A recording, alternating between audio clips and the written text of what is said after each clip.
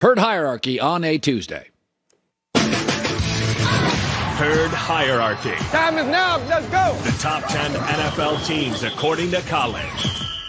Number 10. You know, I pushed back. I called them the fake Gucci loafers of the NFL. They looked the part, but you put them on the road against Buffalo and Philadelphia, and what is Miami? They had one touchdown drive. In fairness, though, they've got a lot of good players. The O-line's banged up. They were missing 5 starters on offense. Don't sell all your Miami stock. They lead the NFL in scoring. They play... especially when they play at home, better weather. They're no fun to play. One of the only teams that can outscore the best teams like Kansas City and Baltimore in this league. But again, there's a lot of fake gold watch quality to Miami where they play a certain way. They're a heavyweight with a glass chin. They fold quickly. I have them at 10. Number 9. You know, I don't love Dallas, but I do think when they play a certain way, they're good. But they're also the most penalized team. They're highly dependent on CeeDee Lamb.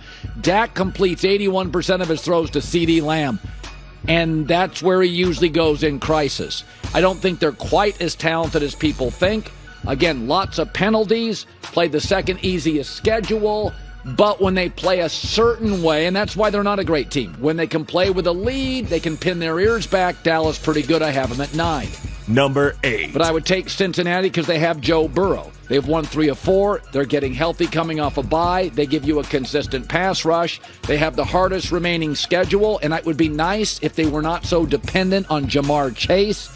So last 3 games, 10-plus targets. It'd be nice if somebody else could deliver beyond Burrow and Jamar Chase. But they get a consistent pass rush. They're good situationally. Burrow's amazing. So I'll put them at 8. Number 7. Don't sell your Lions stock. They're going to win 12 games. They have the second easiest remaining schedule. Number 4 total offense. Number 2 rush defense. As I said, Lamar Jackson is 16-1 against the NFC. If you've never faced Lamar Jackson, it is an avalanche of speed, and you don't know what the hell to do with it. And so this is what Lamar Jackson does. He destroys people out of division the first time they see him. Steelers, Bengals, Browns, get a load of him. Kansas City, you have kind of an idea how to fix the Rubik's Cube. Detroit's fine, great O-line. I like a lot about them. Don't sell your stock. They're going to host a playoff game. They're going to win a playoff game. I have them at 7. Number 6. I can't believe I have the Steelers at 6. This defense, though, 54 straight games under 400 yards. But if you dig deep, here's what's fascinating. Kenny Pickett is good in the fourth quarter. 5 fourth-quarter comebacks. 6 game-winning drives in his last 18 starts. Some of these games shouldn't be that close. But Kenny Pickett in the fourth quarter this year, and this is a real thing for a young quarterback. He's got some swag and confidence. A 103 passer rating. This team, they didn't play well this weekend and won. They beat Baltimore. Pittsburgh's got an ability, in which this is what the good teams do, to scuff around for 2.5, 3 quarters and win, sometimes on the road. Pittsburgh, I can't believe it at 6. Number 5. Jacksonville, 13-5 in their last 18 games. Lead the NFL in takeaways. Trevor Lawrence, for the record, in his last full season of games, 16, 17 games, has a 100 passer rating. He's really good. I still feel like they're in a rebuild a little bit, although I don't think they are. But I think they've got the weapons. I think they can win by shootout. The only team I don't think they can beat is Kansas City. Number 4. San Francisco. Again, don't sell all your stock. But we do get a reality check on Brock Purdy, who I've said, I think he's good, but I don't think he's very good. Brock Purdy in the fourth quarter this year, passer rating of 54. Brock Purdy, when trailing in the fourth quarter this year, passer rating of 17. What we saw last night. What makes a special quarterback an Elway of Brady and Mahomes is the ability, fourth quarter, nothing's working, missing pieces, win. Brock can't do that. That's why he's good. But he doesn't even qualify as very good.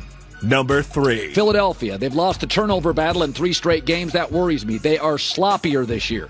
Jalen Hurts, 10 giveaways. Not healthy. He is limping. That worries me. But it's a stacked roster. A.J. Brown has emerged like we knew he eventually would as a star. The defense does not allow big plays. They went and got a safety on the back end. They've been dinged up at the safety spot, so they remain a really good roster, smartly coached. I thought the last 2 weeks they found an identity offensively finally. Number 2. Kansas City, 6-1, right? 6-0 since that loss to the Lions. It is absolutely the fastest defense and arguably the best in the Mahomes era. They dominate their division. Chargers are off as usual. Raiders are average. Denver's a bit of a mess. 13 straight wins against their division. I don't think they have a great receiving core, but the Chargers, Brandon Staley made sure it looked like it in the first half this weekend. Kansas City at 2. Number 1. Listen, I've been saying this for the last 3 weeks. Baltimore is great. Lamar Jackson, this is easily the best version of him. To me, he is the second most dangerous quarterback to face beyond Patrick Mahomes. And this organization is well run, but they've been real spotty. No depth at wide receiver. Zay Flowers, Odell Beckham, Nelson Aguilar's making plays. Mark Edwards, this is the best Lamar. Hi, everybody. Thanks for watching. Subscribe here to get the latest from the show. Also, be sure to check out more of the best clips from The Herd or go watch a few segments from other shows on FS1.